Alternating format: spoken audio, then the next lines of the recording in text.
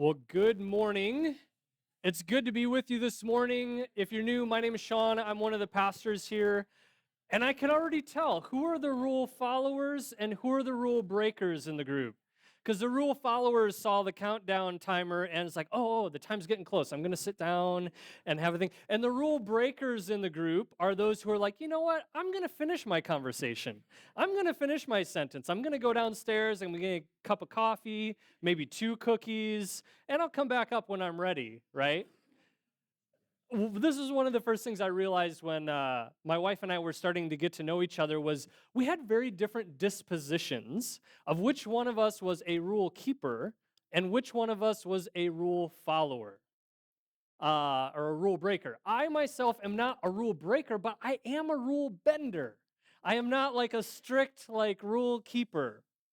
My wife is the opposite. She is a rule keeper. She thinks everyone should obey every rule every single time.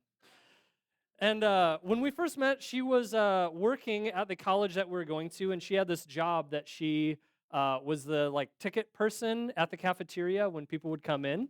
And so her primary job was to take the tickets and help people pay and things like that. But the other part of her job that I think she enjoyed the most was enforcing the rule that no one could take food outside the cafeteria. And she had this nice little sign right there on the wall, and she'd be like, excuse me, uh, did you see the sign on the wall here? Yeah, you can't take that apple out. You have to eat it here before you go. And she just loved this part of the job. And for me, I am non-confrontational, so I would just die in that position, calling everyone out on their thing. So if we're having problems with the kids taking food into the kids ministry downstairs, there's a sign, but we can also have Anna come and help enforce that rule if we need to. There was part of this rule, though, there's a little caveat, a little loophole that I found in the system.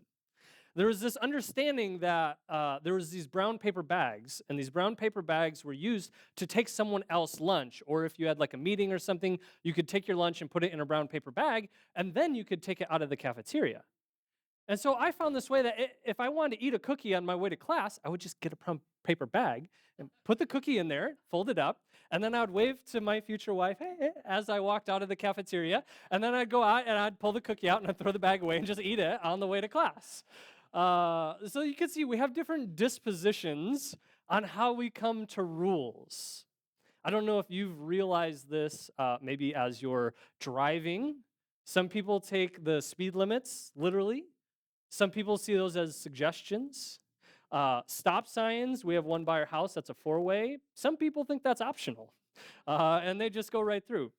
We have these different dispositions when it comes to rules and laws. Now, that's usually only for like little local stuff in like churches and in colleges, right? But our actual government rules, we really respect those, right? Because these are made by the wisest, the smartest, the most humble people in our society that we have elected to represent us and who have these great conversations with one another and just care for one another to create these laws in our country that we have all agreed to follow, right? As I was preparing, I found this interesting statistic. This is our trust in government over the past 50 years or so. And we are at an all-time low in the trust of our government. Starting in about 1960, and you can see it kind of goes up and down, but we are at the lowest our country has ever been. That it says, percenter who say that they trust the government in Washington to do what is right just about always or most of the time. Now, there's this other statistic that I also found interesting, and this is how much trust Republicans and Democrats have while their party has the presidency. This should not be surprising to anyone. When there's a Republican president, the trust in government goes very high for Republicans and very low for Democrats. And then when it switches and there's a Democrat president, the trust in government tanks for Republicans and raises way up for Democrats, right? Is anyone surprised by this statistic that these lines completely fluctuate if our guy is the president, right? So the question is do our laws If we don't trust our government, do our laws at least reflect what is right and wrong? Well, there's this other interesting statistic of Americans who believe that if something is illegal, that means that it's immoral. And 52% of people say that just because something's illegal doesn't mean it's immoral, right? And they also ask the question the opposite way. If something is immoral, should it be illegal? Very interesting statistics on this. The last one that I found interesting was 2/3 of Americans say that society would function worse if laws were abandoned. Because the question goes, if we don't think that our laws necessarily reflect morality, should we just get rid of them altogether? Like, should we even follow them? Or should we just do what's right according to us? Well, most Americans, 2/3, still believe that getting rid of all of the laws would make society much worse. Now, this doesn't mean that the other 1/3 does think we should get rid of every single law, because only 13% say that society would function better than it does now if we got rid of every law. 12% said that there would be no changes to society if we got rid of every law. And 11% said that they don't know. So the question before us is, do we need laws for a good society? Well, most people think so. Why can't we just trust our own judgment of what's right and wrong and what I shouldn't do or how fast I should drive or whether I should pay my taxes or not? This morning, we are going through the story of Exodus. If you've been with us, we've been going through this story for a number of weeks now. And for those of you that are new, let me just give you a little recap. It's only going to be about 60 seconds of where we're at in this story. But this morning, we're in Exodus chapters 19 and 20. So in 60 seconds, there are these group called the Hebrew people who find themselves enslaved in Egypt. And they were enslaved for 400 years, and so they're crying out to God and saying, rescue us. And so God raises up this man, Moses, through a number of circumstances. Moses goes to the leader of Egypt, at the time was a pharaoh, and says, let these people go. They need to go worship God. And Pharaoh says, I don't know who these people are. I'm not going to let them go. So God, through Moses, brings about these 10 strikes or these 10 plagues against Egypt. Like locusts and hail and turning the Nile into blood. And it culminates in this point where there's those who trust in what God says, and this is the 10th plague, follows his instructions, and he saves them. And everyone who does not follow the instructions, the firstborn of their children and of their livestock die. And Pharaoh's son dies. And out of grief and frustration, Pharaoh finally lets the people go. And so the people leave Egypt, all of the Hebrew people, and they go out into the wilderness following this Moses. And Moses brings them to the edge of the sea called the Sea of Reeds. And they get to the sea, and they're not sure where to go next because this is where Moses led them. This is where God told them to go. And then they see Pharaoh coming after him. Pharaoh changes his mind. He brings his chariots and armies and comes to kill all of the people. So God instructs Moses to lift his staff above the Sea of Reeds. He does. A strong wind comes, and it says that it parted the waters all night long. And the Israelite people walked through on dry ground with water to their right and to their left. So they walked through the other side. Now, Pharaoh is bold enough that he is still chasing after them through this miraculous thing of the sea. So him and his army go into the middle of the sea, also on dry ground, to try and kill all of the Hebrew people. And so, according to God's instructions, Moses lifts his staff again, and the wind changes, and the waters close on all of the Egyptians. And all the people are delivered, the Egyptians are killed, and they're all on the banks of the shore, and they break out in song.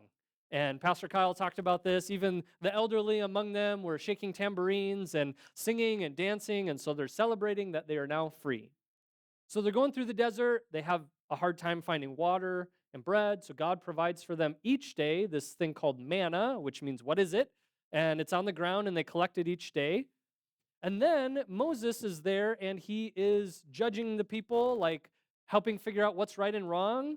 And his father-in-law comes, Moses' father-in-law, and says, "What you're doing isn't good because you're going to wear yourself out and you're wearing the people out." And so what his father-in-law says is, you should then teach these lessons, these laws, to people who can then sit as judges over the people. Kind of democratize this thing, kind of spread the wisdom of God out among people. So he does that, and that's what we talked about last week. And we come to the story this week, and we find ourselves where it's a time where God now wants to give all of the people rules and laws and things to live by for a good society. So the people go into their tents, and Moses tells them to clean themselves, to wash themselves, and to abstain from certain things to get ready to meet God. And they come out the next morning, and they would expect it to be like it was this morning. The sun is shining, the birds are chirping. We're going to go up on the mountain to meet God. This is going to be great. There'll probably be little does, running through the lilies, and it's going to be a peaceful thing. And they come out the next morning, and the mountain where God is completely engulfed in fire. And it says that the flames created the smoke like a furnace, and there's this pillar of black smoke coming from the mountain. So much smoke that it actually started creating thunder and lightning in the smoke because the whole mountain was consumed with fire. And then the ground was shaking. There's like an earthquake, and then they hear this loud sound that sounds like a trumpet blast. And it's getting louder and louder and louder. And you can imagine the people were terrified. They were completely terrified, as I would be, and I would suspect as you would be.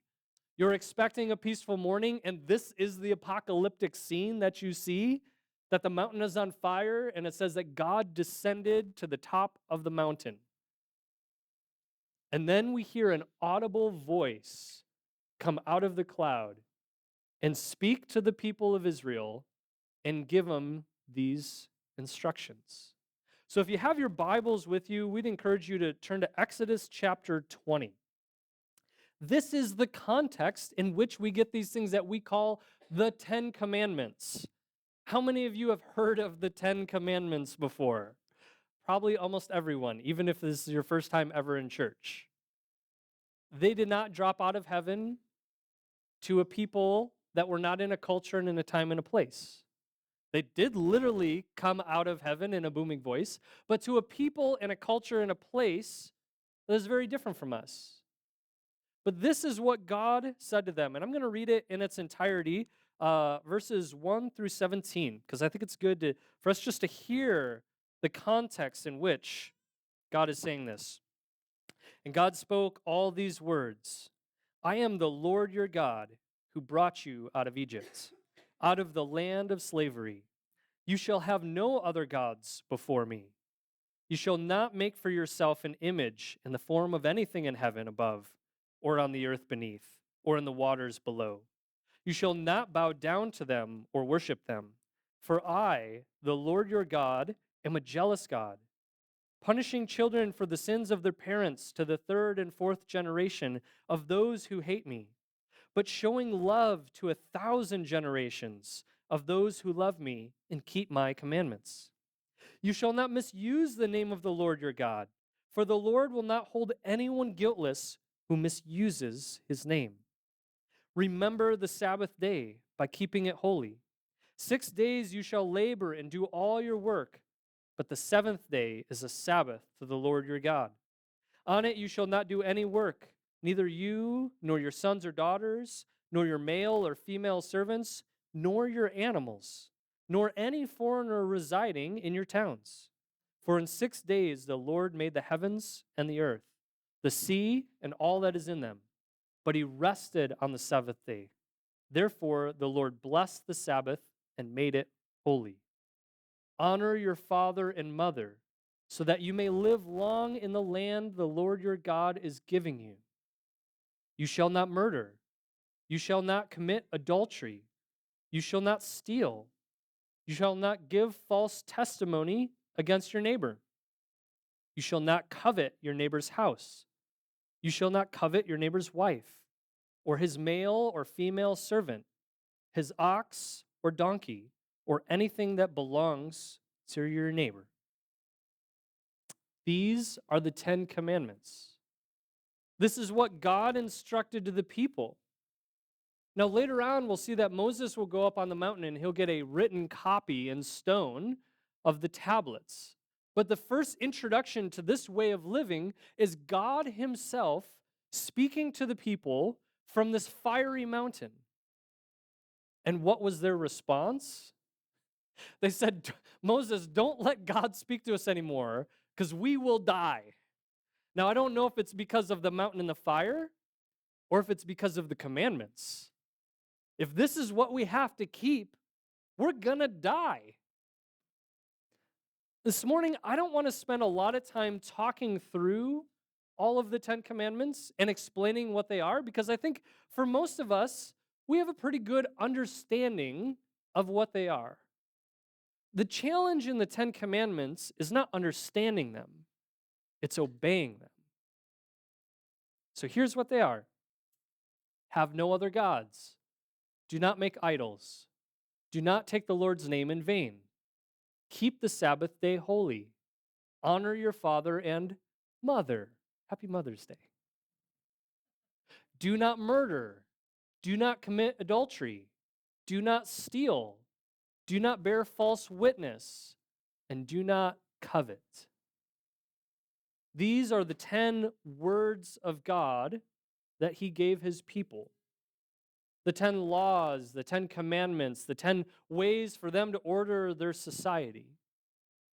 I had a conversation this week with my daughter who's 9, just asked her how many of the 10 commandments she could list. And she, because she's been in Sunday school and things like that, she listed about 7 of them, I think, 6 or 7. And then, yeah, there we go. And so I asked her, I helped her figure out the ones that she forgot, right? She forgot, I think, keeping the Sabbath day, and I think coveting, and then do not commit adultery. And I asked her, I said, do you know what this one means? She's like, I don't think so. I'm like, yeah, we don't talk about that a lot in Sunday school. That's not like the primary one that we focus on in Sunday school. She was joking. She's like, does it have to do with like trees, like an adult tree? And I'm like, no, it's not that. It's something else. So we talked about it a little bit, but even kids can understand the 10 commandments. Once again, the challenge is not to understand them. The challenge is to obey them. And so this morning, I want to talk about what it meant for them and then what it means for us. So, what did this mean for them, for those people in that time and that place? And then we'll reflect on a little bit of what it means for us. So, the first thing that is unique about the people of Israel is that their civil rules and their moral rules were mashed together, right? They had a unique form of government in which God was their ruler. So this is a little bit different than our context today. And so the first question most people have is, what are the 10 commandments? Are they rules of law and order? We hear a lot about law and order on the news. And different people saying that we need to have rule of the land and law and order, and we need to... Yes, there is part of that that is in the 10 commandments. Specifically, these second half: do not murder, do not commit adultery, do not steal, do not lie. These are things that you can legislate. And these were for the good of the people as a nation. That they are the moral and legal civic code. So that way, I understand this, right? Like, I don't want people to steal. I don't want my stuff stolen. And so then, okay, I understand that, so I won't steal. Okay, great. But there's a problem here. This isn't just about law and order. Because some of them, like not having other gods before me, okay, you can legislate the not making idols. But then even like the last one, do not covet. Like, how do you legislate coveting? How do you have some sort of law against coveting your friend's Porsche, right? Like, how do you enforce that? And if you appreciate something, when does it cross over the line to coveting? Like, these are real difficult things for us to figure out. But at this people, in this place and time, with God as their leader, God knows where the line is. And God can convict of sin, and they had a way to deal with that. And so their moral and civil laws were combined together. But if these aren't just about ordering a society with law and order, Some people have speculated, okay, well then are the 10 commandments about earning salvation? Is this Israel's way of earning salvation with God? Well, if we look at the narrative, the answer is no, because they were just saved. They were just saved out of Egypt. God did not give them the 10 commandments while they were still in Egypt and said, if you obey really well, you'll get out of jail and you'll be delivered. No, God delivers them. He saves them first and then gives them these laws to live by. These were not a way of earning salvation for the Israelite people. God had already promised that He would be their God and they would be His people. So if it's not law and order, and it's not a way of earning salvation, what are these? What are these 10 commandments? Well, I would submit to you this morning that the commandments are not for rule keeping for salvation, but they're guidance for flourishing and righteousness. Now, that word righteousness, a lot of times in church, we think of it of our relationship with God, right? In a vertical way. It is that, but it also means, the word righteousness means right relationship with others, horizontally. To my brother or sister, to my neighbor, to the foreigner living among us. This is a right relationship with God and a right relationship with other people. All of that is wrapped up in the biblical term righteousness, right relationship. It doesn't distinguish between these two. But many times in our individualistic society, we just think of our relationship with God detached from our relationship with others. But these 10 rules, these 10 commands, God gave for people to have a right relationship with Him, and we see that mostly in the first 4, right? Do not have any other gods before me. Do not create idols. Don't take my name in vain. We see all of these keeping the Sabbath holy. We see all of these in the first 4. And then right relationship with others are the other 6. Honor your father and mother. Do not steal. Do not murder. Do not commit adultery. Do not lie. And do not covet. This is what God wants for His people in order to flourish in society. This is really important. If you don't get anything from this message, I want you to get this, that the commandments are for human flourishing. They're for the good of God's people as He's setting up His kingdom among the nation of Israel. This is how He wants to order His society, and we would be wise to learn from that. Now, through most of church history, they didn't call these the 10 Commandments. That is an English term that came with the translation of the Bible. And in English, it feels a little heavy. Now, they are supposed to be heavy, but throughout most of church history, these 10 were called the Decalogue, which means in Greek, 10 words. And they call them the 10 words of God. Now, you can see it's not an individual word for each one, but they're like the 10 sayings of God. These are what God wants for wisdom and for goodness and for people to live at peace amongst one another and with God. About 1,500 years later, we'll see Jesus stepping on the scene. And He's asked a few questions about the commandments. And He responds to them in a number of different ways. He says, "You've heard it said, 'Do not murder.' But I tell you, if anyone is angry with his brother, he will be subject to judgment." That's interesting, Jesus. I mean, what we heard from God was just do not murder. What does this have to do with anger? Well, what Jesus is teaching is that the seeds of murder start as hate in your heart. If you hate someone who thinks differently than you, that votes differently than you, that sees something differently than you, that, if not dealt with, will produce fruit in your life, and that will grow in seasons and will come out eventually in violence and in murder. The undealt with hate in our hearts needs to be dealt with. But it's not just that commandment. Jesus goes on to say, "You've heard it said, 'Do not commit adultery.'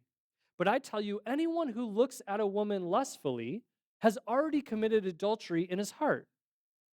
So once again, it's easy for us to say, well, I haven't committed adultery. Okay. But what is the seeds of that? The seeds of that is lust. And if undealt with, will continue to grow and produce fruit and wreak havoc in your life. We need to deal with these things. What Jesus is telling us is that these instructions that God gave you are more than just doing the thing on the surface.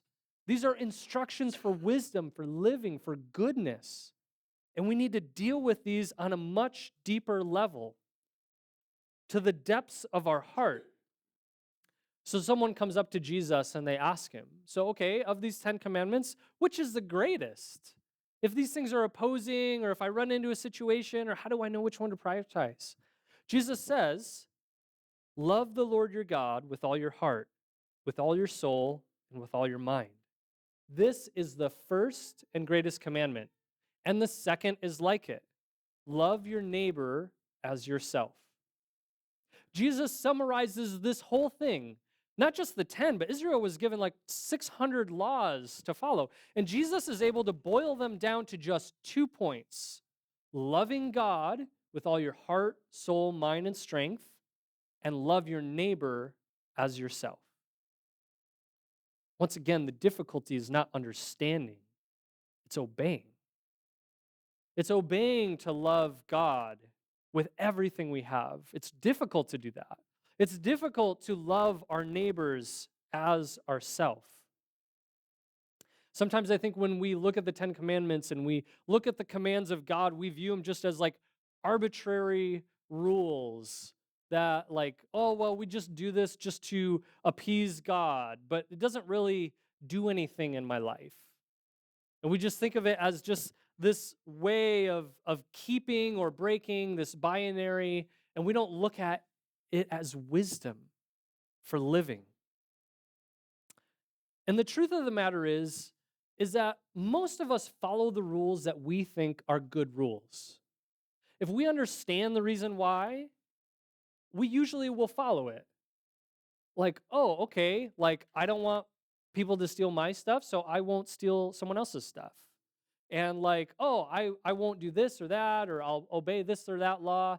But then other things get a little messy, right? If we just really struggle to understand, like, well, why is lust wrong? It doesn't hurt anyone.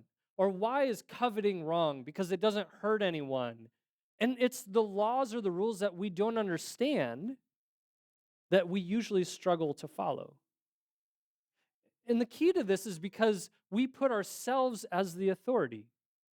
If I think that a rule makes sense, I'm the person that deems that it makes sense and that it's good, and so then I follow it. But if something seems like it doesn't make sense to me, then I'll say, well, I don't know, that was for specific people at a specific time. Like, I'm not necessarily called to live that way, and we can make even theological justifications for sidestepping some of the rules and laws that God has given, even if they're reaffirmed in the New Testament. Many people will say, well, their situation was different than ours, and so we don't have to keep to such and such rule. But what we're doing is we are placing ourselves in the authority, saying what is good to me, I will do, and what I don't see as good, I just won't talk about. I just won't follow. I'll just quietly not highlight that, and I'm not going to like challenge other people with it if it's something that I'm not living out, right? Because I don't really see it as good. Well, before the story of Exodus, we have this other story, a story probably no one's ever heard of before. It's called the Garden of Eden, right? Maybe you've heard of this Adam and Eve story, but this story illustrates what happens when we put ourselves in the place of authority. If you reread that story, Adam and Eve go to this tree, one tree that God told them not to eat from.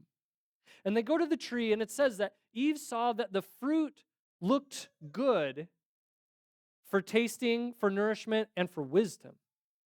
She looked at it in her own eyes and evaluated, this looks good. Okay, well, because I think it's good, I'm going to take it and eat it. It doesn't matter what God says. I've determined that this thing looks good. And what that story is supposed to do is it's supposed to warn us that there's things in our lives that look good to us, but are actually bad for us.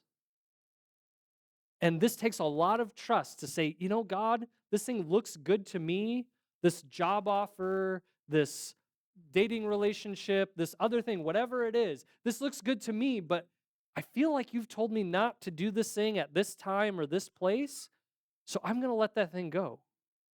That takes a lot of trust to put God in the seat of authority and to not put ourselves in the seat of authority. But that's what that story is supposed to do. It's supposed to train us that things look good to us, or we don't understand why that thing is bad, and we just make our own decision. 1 year for Christmas, I got a BB gun.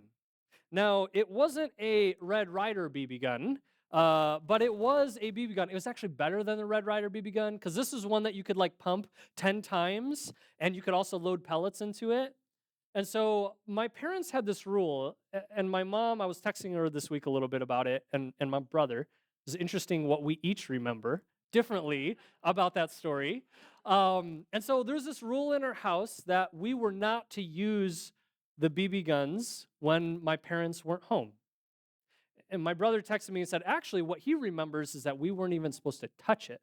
I'm like, ooh, this feels a little too much like the Garden of Eden here. Like, we're not supposed to use it or even touch it. Like, what's going on here? So one day, and I'm sure we did it tons of times before this, my parents were gone, and we decided to get out the BB guns, and we had friends over. And my brother said he remembers specifically thinking like, well, we're not going to touch it. Our friends are going to touch it. So we're obeying the rule, right? So we're out in the backyard, and I had recently got a scope for my BB gun, and we're trying to sight it in, and my friend had this BB gun, and we're pointing this way towards our shed, and behind us, there's an open lot, and then there's a kid walking on the street. And so he sees this kid that he doesn't really particularly like, and he turns around with the BB gun, and I say, don't shoot that gun, and I hear, pink, and he shoots the gun. And we all like hold our breath for about like 3 seconds, and he just keeps walking. It's like, okay, I missed him. We're fine. Take the BB gun from him and give it to another friend. Okay, it's your turn. And then we see the postmaster storming out of the post office, which we just realized was behind this kid. And so my friend had shot through the window of a federal building and hit a federal employee with this firearm. And so, of course, we take the gun, we run inside, and I hide it under the bed because no one can find it there. And then we lock the door and pretend we're not home. But the word gets out because it's a small town, and my step-uncle is the postmaster. And so they find out who we are. They call our parents. And don't worry about my friend. He didn't turn to a life of crime. He's now a police officer. So he was okay. But what I realized with thinking about this story is that the wisdom of my parents was something that didn't make sense to me. Well, if the BB gun is safe while they're home, why would it not be safe when they're not home? And this rule didn't make sense to me. And so I'm like, well, I don't know. It looks good. If the gun's safe, the gun hasn't changed. If I'm safe, I haven't changed. Like, what's changed, whether they're home or not? And so I decided to disobey that rule. But now looking back, I can see the wisdom of my mom and of my parents. And this is the way it is with God.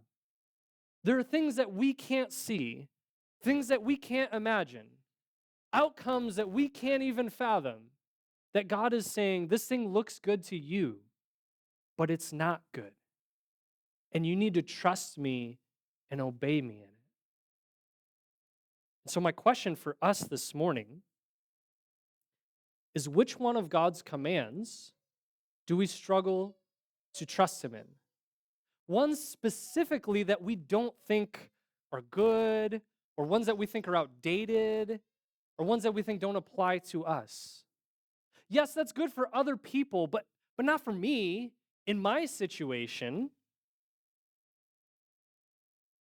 Is it coveting and materialism for you? Is it the bounds that God has given for sexuality to only be within the confines of marriage? Not for dating, not for recreation, but only once you're married? Is it honoring the Sabbath? Is it loving your neighbor? Well, but he doesn't know my neighbor. He doesn't know how he votes and his lifestyle, so I'm not called to love him. Which one of the commandments or which ones do we struggle to believe are good? Which ones do we think as a society, oh, these are outdated and these don't apply to us? They apply to other people at other times, but not to me in my life. And reflecting on this, I was thinking about what does that look like for me? And for me, at least, it's the ones that happen in my mind, right? It's the ones that like I don't deem hurt anybody. Those are the ones that I struggle to believe have like real world consequences. And those are the ones that I'm struggling to trust God in and to believe that even though he's like I can't see the outcome of that being bad, but I trust you and I'm going to strive to adhere to these rules and commands even though I don't understand right now. It's because we're like children, right? We don't see all of the outcomes that are coming for us. But God wants us to flourish. So that's the reflection for those who are the rule breakers in the room, right?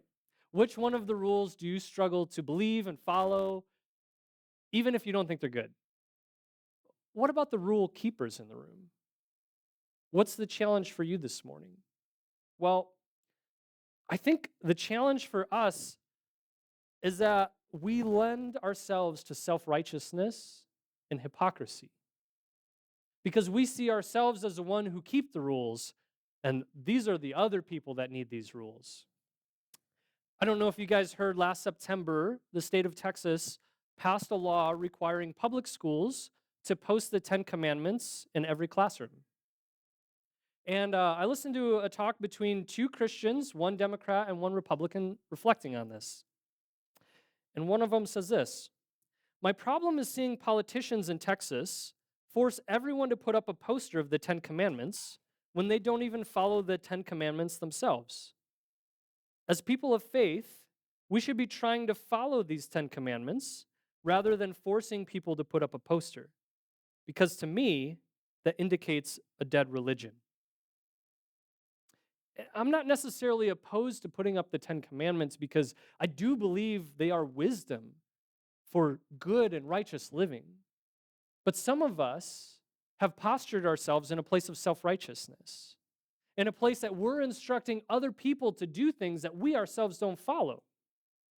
I mean, I joked earlier about politicians being the wisest and the most trustworthy people in our society, but we see so many scandals all the time of people saying we should do this, but not doing it in their own lives.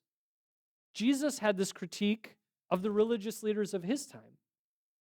If you go into the Gospel of Matthew, he's got this whole section in Matthew 23 where he's calling out the Pharisees and the hypocrites who were telling people to do things that they themselves weren't doing.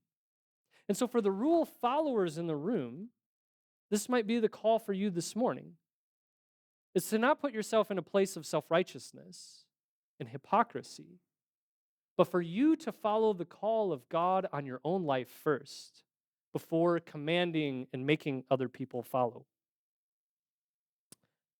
God's commandments are not rule-keeping for salvation, but guidance for goodness and right relationships with Him and with other people. Just want to leave us with the reminder from Jesus to love the Lord your God with all your heart, soul, mind, and strength, and to love your neighbor as yourself. One of our practices here at New Life is we make a little bit of space for the Spirit to speak to us individually. And so we're going to do that now. If you feel comfortable, you can close your eyes. And if you want, you can put your hands out in a posture of surrender on your lap. We're just going to take a few moments of silence and just ask the Holy Spirit to speak to us. And if you know what we say together, "Come, Holy Spirit."